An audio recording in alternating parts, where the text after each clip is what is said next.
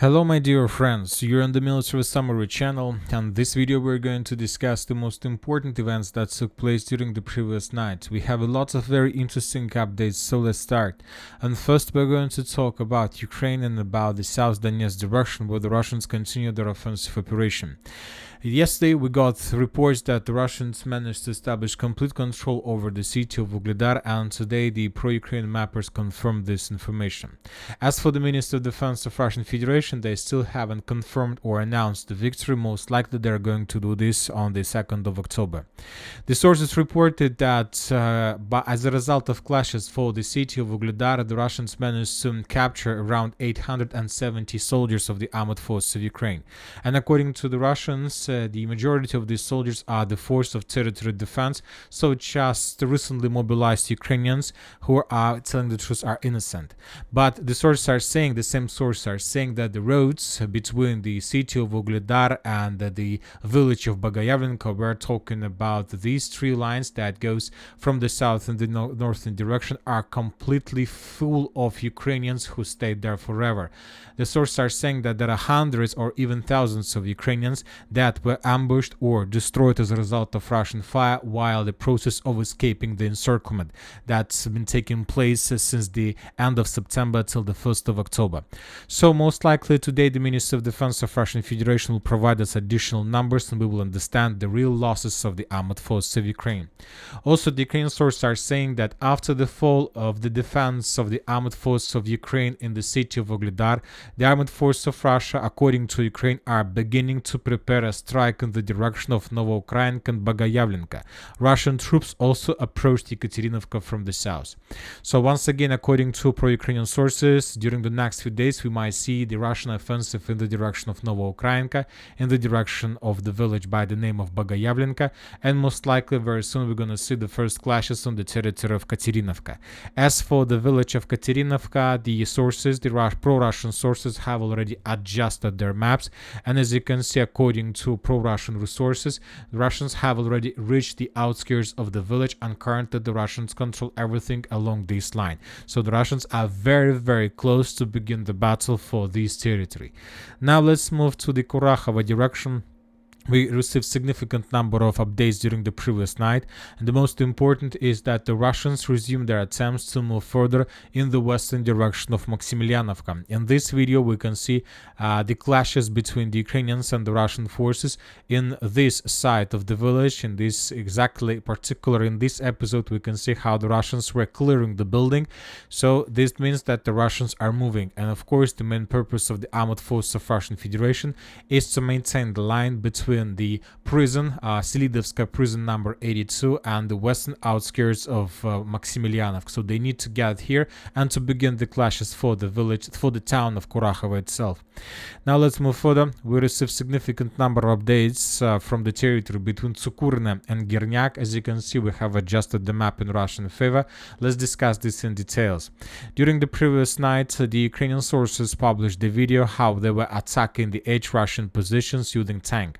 So the video was published by the 59th Brigade. In this video we can see two important things. This is the point, this point is the point with Ukrainian tank, and this tree line is the edge position that was attacked by the Ukrainians. So this is Russian position and this is Ukrainian tank. If we go back on map, the situation was as following. From this point, this Ukrainian tank, the Ukrainians were attacking edge Russian positions that were located on inside of this tree line. Based on this video, most of the mappers have adjusted their maps in Russian favor. Now let's update the map since the 27th of September, and we will see the progress and how fast the Russians are moving every single day. As you can see, the Russians are moving, and this is something like a breakthrough, and this is something like Ukraine's flower, and we understand that Ukraine's flower is blooming, and the Russians are moving further. Based on this video, we can make a conclusion that currently the Russians are able to move in many directions directions, including the village of Izmailovka.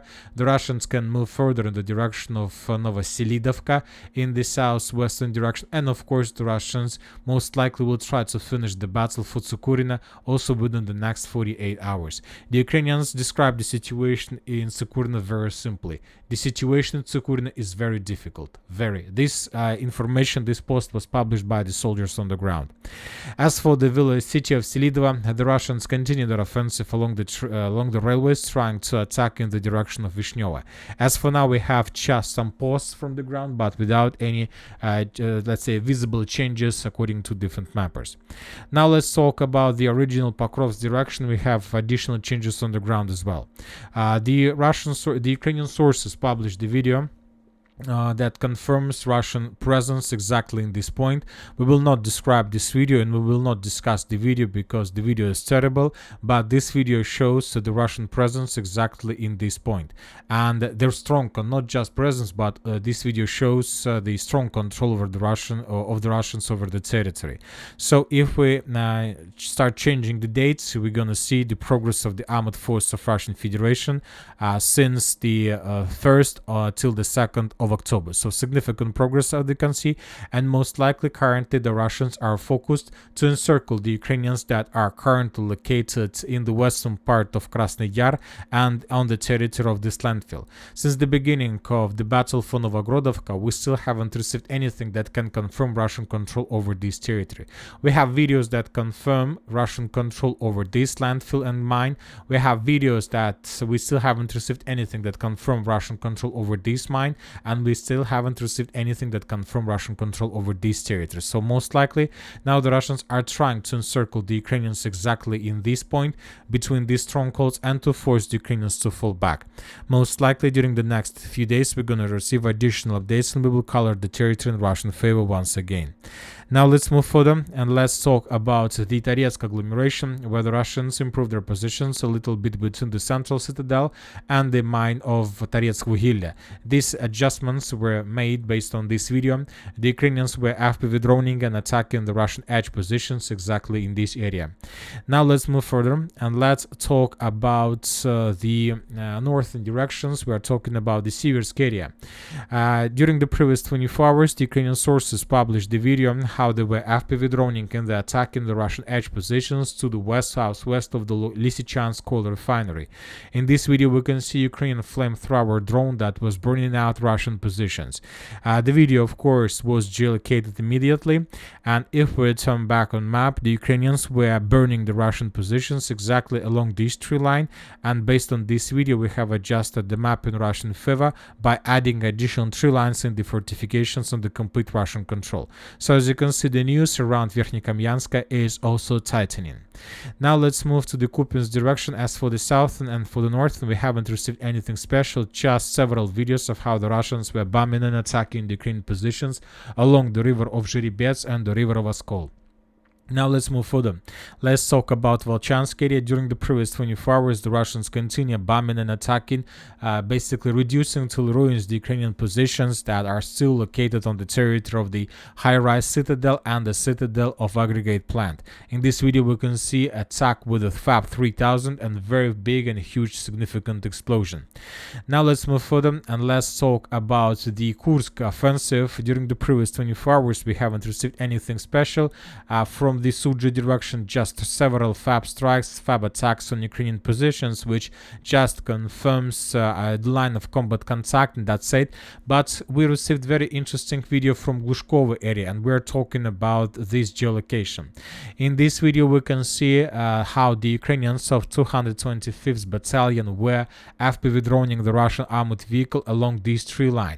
I'll remind you that for the previous few days, we've been discussing a lot the close combat between the Russians and the Ukrainians exactly to the east of the village of Veselaya. Let's increase the numbers of updates. If you remember, on the 30th of September, there were very heavy clashes, and we were guessing who won that battle, whether the Russians managed to restore control or the Ukrainians. And now we got the geolocation with the FPV drone attack on Russian vehicle. So we will not change the map right now, but most likely, and there are very high chances announces that the Russians, as a result of counter-offensive, managed to restore control at least over the western eastern flank of the Veselaya direction, and if we continue receiving additional updates from this territory, we'll change the map in Russian favor. Now let's move further and let's talk a little bit about the political updates from Kiev. According to information we have, Ukraine's foreign minister denied the Financial Times report that the foreign minister Andrei Sybiha discussed the possibility of ending the war along the front lines while visiting the United States. I'll remind you that recently the New York Times published a post that there is a possibility, there is a negotiations, and that Ukraine will give some territories to Russia in exchange for joining NATO and European Union. That article was published by the New York Times, and today Ukraine's foreign minister denied that article, that nothing like this is happening. Now let's talk about the Middle East, and according to information we have, during the previous night, Iran attacked the territory of Israel with a significant number of ballistic missiles and hypersonic missiles. For example, in this video we can see several missiles that were launched from the territory of Iran and that were heading towards the territory of Israel. During the night there were different numbers from different sources about the quantity of missiles that were used by Iran. Some sources were saying about several waves and the total number of missiles were around 200. Some sources were saying about 400 missiles. Anyway, that was a significant attack on the territory of Israel. Later we got report that this attack was authorized personally by the supreme leader of Iran, and the order of attack was issued by supreme leader of Iran himself. And of course, during the night we were receiving significant number of videos of how the missiles were targeting and getting the territory of Israel with a significant number of explosions. There were several places of focus of Iran, and according to the geolocations we can make a conclusion that Iran was attacking mainly the airfields and military objects. And the most important question that had almost every single person in the world who were following the situation is Iran: where is the Israeli air defense? Because it's very difficult to understand what was happening. We see that Iran missiles haven't faced any resistance from Israeli air defense, and this situation makes a lot of questions. Later we start receiving a lot of updates from different people, from different very powerful political persons of Israel. And for example, Speaker of the Knesset of Israel reported that threatens to the supreme leader of Islamic Republic of Iran. Furthermore, we have reports that IDF announced it will respond to Iranian missile attack tonight, and the result will be seen by entire Middle East. Also, we have report that Biden has ordered the US military to shoot down missiles launched by Iran to strike Israel. That was stated, provided by the White House. Also, we have report that New York Times quoting US officials, the most extreme scenarios include Israel striking Iranian nuclear facilities. So, summarizing everything, we can see that Western countries, the United States of America and Israel, were very, very upset and were very, very angry with Iran attack, and most likely they will counterattack. And also we have the final statement of the Benjamin Netanyahu. He stated that Iran made a big mistake and it will pay for it. Once again, according to different Israeli authorities, the attack expected the previous night already, but yet nothing happened. Most likely Israel will choose its time and place to attack in the very near future. And that's it for the short video. Military Summary channel reminds we condemn any violence in the world. Thank you for your watching. Subscribe to my channel, put your likes, join my Patreon, and have a good day. Bye bye.